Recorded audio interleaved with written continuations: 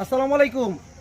এই যে বলছিলাম না যে মধু গাছের কাঁঠাল এই যে পাকছে, এখন খাবো।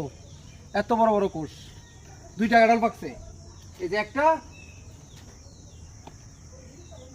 এই যে আরেকটা, দুইটা কাঁঠাল পাকছে। ইনশাল্লাহ এটার ভিতরে আসলে মধু থাকে, বুঝছেন? মজার গাছের কাঁঠাল। এই গাছের কাঁঠালগুলো শুধুমাত্র আমরা খাই, বিক্রি করি না। ধন্যবাদ। এই যে দেখেন, আমি একটা কাঁঠাল, বিশ্বাস না হইলে আমি কাইটা দেখাইতেছি, বাস্তব প্রমাণ যেটা। কাঁঠাল দেখলে তো কাঁঠালের প্রেমে পড়ে আবার আমার বাড়িতে হামলা দিবে।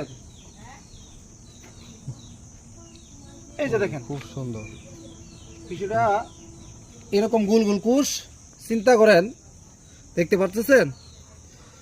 হ্যাঁ,